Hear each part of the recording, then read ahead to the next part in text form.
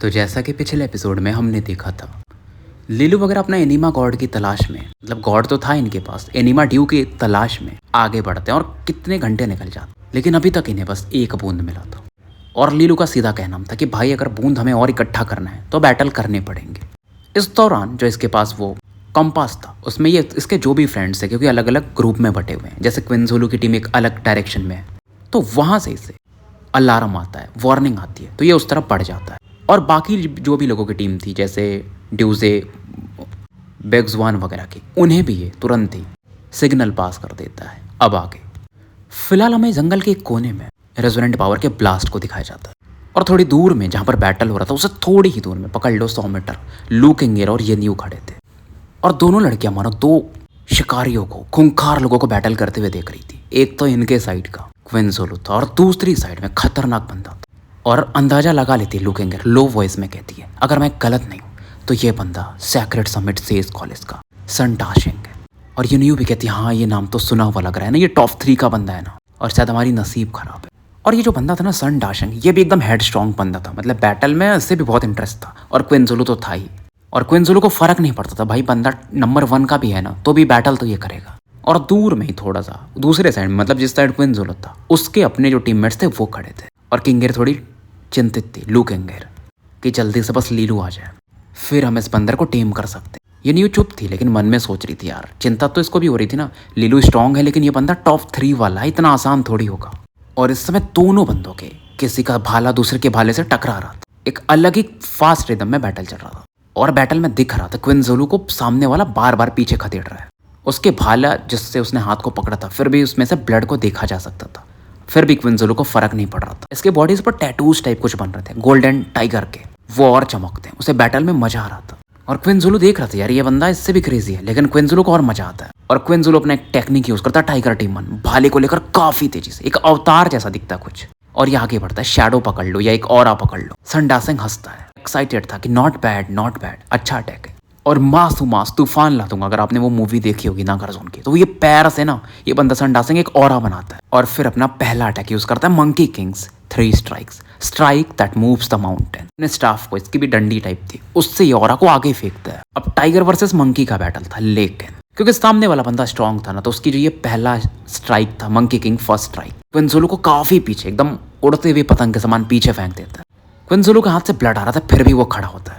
सन डाशिंग कहता, तुम ज्यादा देर टिक नहीं पाओगे। हालांकि डाशिंग भी इस बैटल में इंजर्ड हुआ था, बट बहुत माइनर इंजरी थी। क्विंजोलू की हालत काफी खराब, और इस दौरान ये खून की उल्टी भी करता है क्विंजोलू। और सन डाशिंग कहता है, मैं समझ सकता हूँ तुम्हारी चीजों को, कि तुम्हारी फाइटिंग एबिलिटीज रेस्पेक्टेबल है, तुम एस्ट्रल सीज कॉलेज में शायद स्ट्रॉन्गेस्ट भी हो सकते हो फर्स्ट ईयर में। सामने से जवाब आता है, बिल्कुल नहीं। अब डाशिंग सरप्राइज होता है, क्योंकि यार एस्ट्रल सीज कॉलेज कोई खास बड़ा कॉलेज भी नहीं है, और क्विंजोलू में और उसके बीच में पावर डिफरेंस ज्यादा भी नहीं है।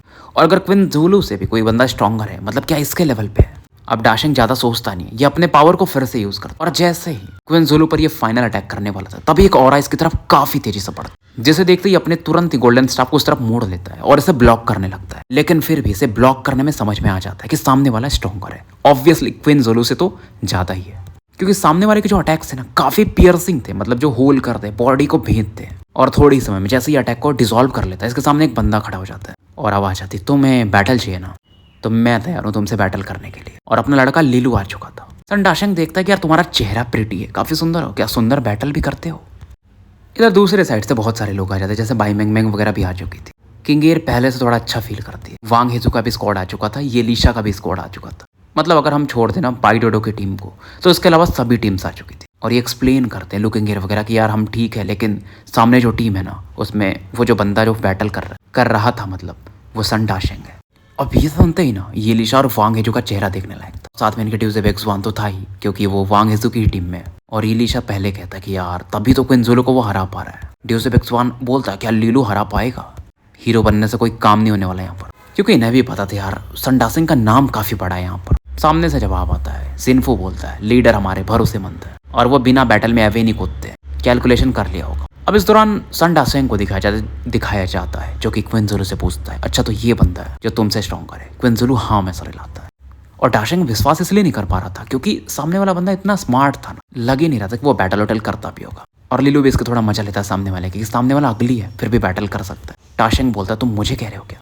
लिलू कहता है नहीं यार वैसा नहीं कह रहा हूँ मैं, मुझे ये कह रहा हूँ कि तुम थोड़े अलग दिखते हो।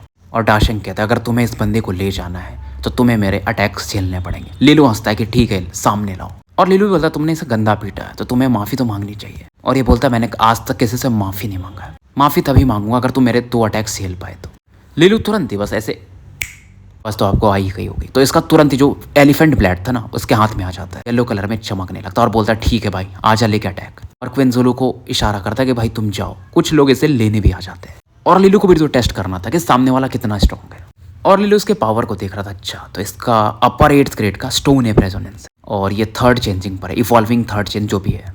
वैसे भी जियांग किंग ने इसे मिशन दिया था कि जिंग टाइजो को हराना है, और टाइजो को हराना है वो तो नंबर 1 का बंदा है, तो पहले इनसे तो लड़ लूँ। और फिर से वही जो सेम अटैक था ना सन डासेंग जिससे उसने क्विंजोलो को इंजर्ड किया था, वही अटैक यानी कि monkey king first attack, first strike, ये लिलू की तरफ बढ़ा देता है। लिलू भी अपना एलिफेंट ब्लेड घुमाता है और अपनी टेक्निक यूज करता है 1000 वाटरी नाइफ शार्ट्स, मतलब पानी जो निकलते हैं तलवार की तरह 1000 भागों में निकलते हैं, सामने वाले के अटैक को काउंटर करने लगते हैं। लोग हैरान थे क्योंकि यही अटैक था जो कि क्विंजोलो को चारों खाने चित्त करती था। अब इसमें लिलू का क्या होगा? और दोनों के अपने अपने ब्लेड टकराते हैं, लिलू का अपना एलिफेंट ब्लेड और सामने वाले का गोल्डन स्टाफ, और अटैक पूरी तरह से डिसॉल्व हो जाता है। बस लिलू के ना कपड़े एकदम हवा में लहरते, बट उसे कुछ हुआ नहीं था।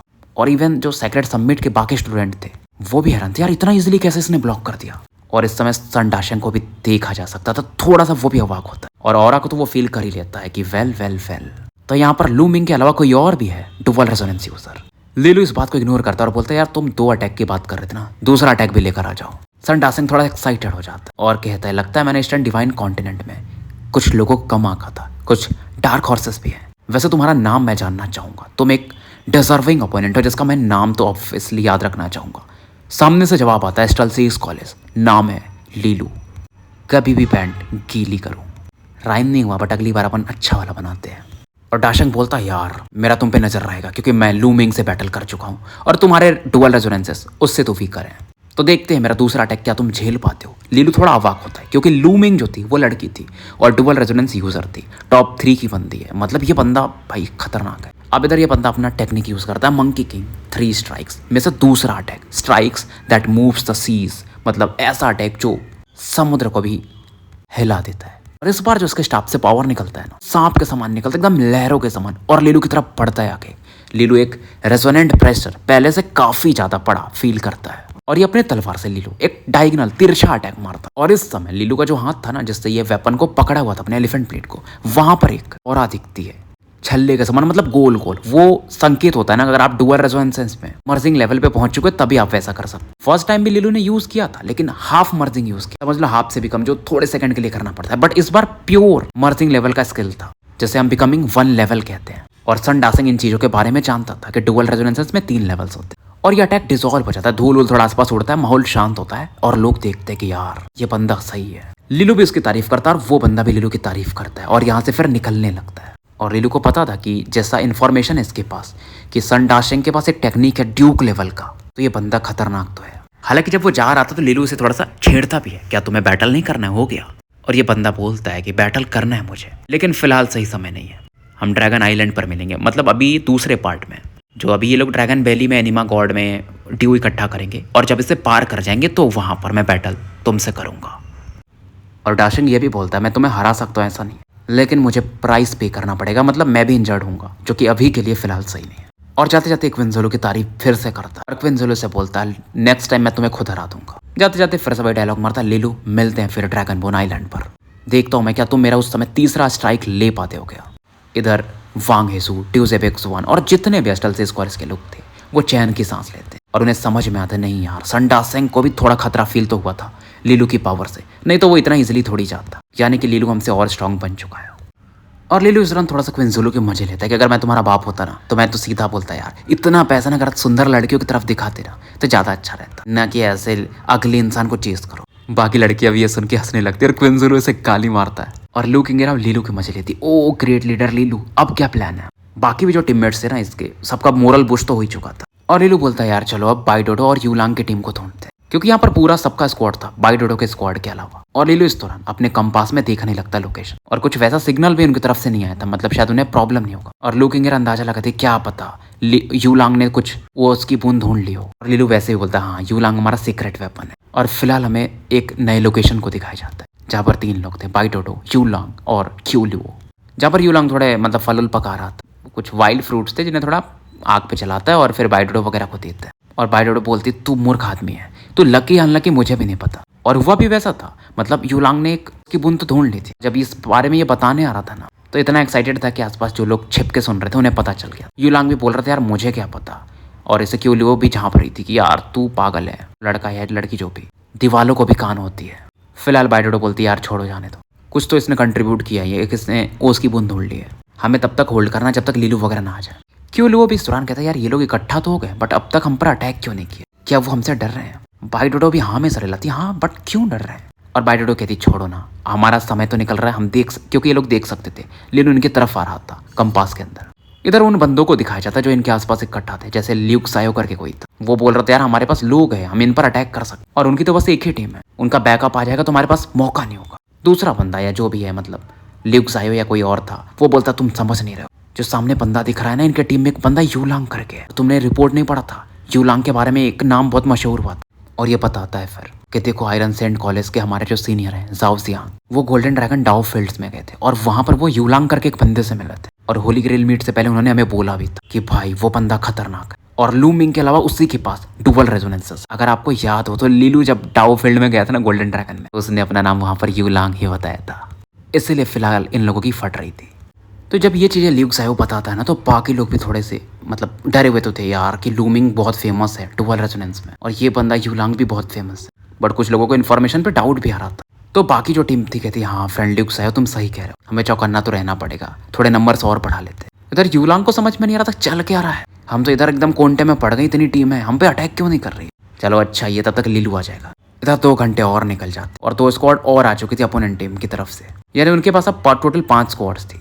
और बाई डोडो एकदम पूरी तरह से चौकस थी, अपने भाले को निकाल लेती और ऑरा को एकदम एक्टिवेट करके थी, क्योंकि तीनों में स्ट्रॉन्गेस्ट यही है तो इससे आगे तो रहना पड़ेगा। यूलांग बोलता लीडर टेंशन मत लो, अगर वो मुझे ना एकदम पीट पाट भी थी ना पूरा तो भी मैं नहीं बताऊंगा कि उसकी बूंद कहाँ पर है। और क्यों इधर ये सोच रहा था यार क्या हम शुरू में एलिमिनेट हो जाएंगे, मतलब क्या ही फिर मजा ही नहीं आया। इधर ये स्क्वाड्स काफी तेजी से आगे बढ़ते हो बट बाई डोडो से कोई बैटल करता ही नहीं है, इसे छोड़ के ना साइड से आगे निकलने लगते हैं। बस 2 बंदे छोड़ देते हैं कि जो बाई डोडो को संभाल ले, और 10 लोग मिल करके यूलांग को घेर लेते हैं, मतलब बीच में यूलांग और 10 लोग अकेले। यूलांग को समझ में नहीं आता भाई ये क्या चल रहा है, 10 वर्सेस 1 मैं कैसे करूंगा।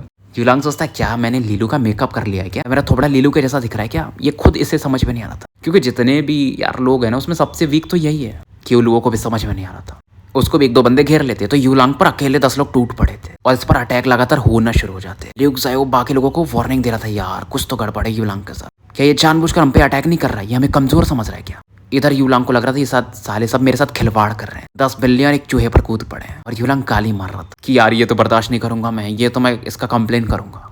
10 लोग और एक कमजोर बंदे पर कूद पड़े और यूलांग दिमाग लगा था वो भागना शुरू कर देता, क्योंकि विंड रेजोनेंस यूजर था ये, तो इसके पीछे लोग पड़े हुए थे और उनकी भी फट रही थी। यूलांग के ज्यादा क्लोज रेंज में भी नहीं आ रहे थे कि यार ये डुअल रेजोनेंस है कब क्या पता पटक के मारते। और ल्यूक सायो वगैरह का ना वो पेशेंस अब खत्म होते जाता है कि भाई बहुत हो गया, जैसे पकड़ो कैसे भी घेरो। और फाइनली मतलब ल्यूक सायो वगैरह का अटैक लगता है और यूलांग खून की उल्टी करने लगता। दूसरे टीम का बंदा कहता है यार कुछ तो गड़बड़ है, ये बहुत वीक लग रहा है मुझे। दूसरे भी टीम का बंदा जो एक लीडर था अपने टीम का वो भी कहता है हाँ यार इसका पावर तो पैटर्न जेनेसिस टायर पे लग रहा है। और एक बंदा अब ल्यूक सायो से कहता है यार तुम्हारा इन्फॉर्मेशन गलत है, शायद ये यूलांग जैसा तुम बता रहे हो वैसा तो मुझे बिल्कुल भी नहीं दिख रहा है, क्या पता 2 नाम के मतलब एक नाम के 2 लोग हो। अब दूसरा बंदा कहता है हमें क्या करना है, हमने बस इन्फॉर्मेशन चाहिए कि वो उसकी बूंद कहाँ है, मतलब एक से ज़्यादा भी उसकी बूंद हो सकती है। यूलांग अपना मस्त खून पोंछ रहा था कि यार इनको तो बताऊंगा मैं। और ल्यूक सायो कहता है यार यूलांग तुम खेल रहे हो हमारे साथ, बताओ हमें अपना ट्रू स्ट्रेंथ दिखाओ, तुम इससे पावरफुल हो। मतलब ल्यूक सायो को अभी भी लग रहा था कि ये यूलांग जानबूझ के ऐसा कर रहा है, अभी ये ट्रू पावर दिखाए। ल्यूक सायो कहता है फिर से तुम बहुत स्ट्रांग हो। यूलांग बोलता है नहीं मैं बहुत कमजोर हूँ। ल्यूक सायो फिर से बोलता है नाटक मत करो। यूलांग कहता है मैं नाटक नहीं कर रहा हूँ। और यूलांग बोलता है अब मैं कुछ नहीं कर सकता। जमीन पर ना ऐसा पसर जाता, लेट जाता। ल्यूक सायो वगैरह को और गुस्सा आ रहा था और अब ये बोलता अब तुम कुछ करोगे नहीं, हम तुम्हें नंगा लटकाएंगे, बट हमें उसका इन्फॉर्मेशन चाहिए एनिमा ड्यू का। अब यूलांग दिमाग लगाता ठीक है तुम मेरे स्किल्स को देखना चाहते हो ना, ठीक है फिर मैं दिखाता हूँ। अब लोगों को लगता है ये बंदा अब सीरियस हो रहा है, अब ये अपने डुअल रेजोनेंसेस को दिखाएगा। यूलांग की बॉडी से ग्रीन विंड रेजोनेंट पावर निकलना शुरू होता है और पावर लेवल था 4th पैटर्न, क्योंकि अभी तक इवॉल्विंग रेजोनेंस टायर में तो पहुंचा ही नहीं था। और तुरंत एक अटैक करके मारता, chaotic Tempest slash attack Luke Zhao की तरफ, और एक के पीछे एक टोटल 3 अटैक करता और आराम से ल्यूक ज़ाओ ने ब्लॉक कर देता कि यार ये लंग इतना वीक है, इम्पॉसिबल। बट तभी अचानक एक लाइट पावर इसकी तरफ पड़ता और ल्यूक ज़ाओ एक अलग पावर फील करता, अपने फ्रॉस्ट पावर से इसे ब्लॉक करने लगता। हालांकि ब्लॉक तो करता है लेकिन एक एक्सप्लोजन होता है और ल्यूक ज़ाओ को पीछे हटना पड़ता है और लाइट अटैक इसकी बॉडी से आके टकराता है और ये फाइनली बोलना शुरू करता है, मतलब पीछे जाके थोड़ा गिरता है और ब्लड आ रहा था इसके मुंह से कि मैंने कहा था ना ये डुअल रेजोनेंस यूजर है, एक एयर और एक दूसरा लाइट और इधर। यूलांग खुश हो रहा था, यार मैं कौन हूँ, वैसे तो मैं जानता हूँ मैं जीनियस हूँ। लोग फिर से पीछे हटने लगे थे। यूलांग पीछे पलट के देखता है जहां से इसकी टीम आ चुकी थी पूरी, मतलब लीलू सबसे आगे था और यूलांग को अब काफी खुशी आती है, मतलब कि खुशी के आंसू बहने लगते हैं। लीलू अपना दाढ़ी खुशा रहा था और इसे तो पता था कि यूलांग के साथ ऐसा क्यों हो रहा है, और लीलू फिर भी वो सही तुम्हारे पीछे क्यों पड़े हुए हैं। यूलांग बोलता है यार क्या पता, शायद ये परवर्ट्स हैं, लौंडे अश्लील लौंडे हैं।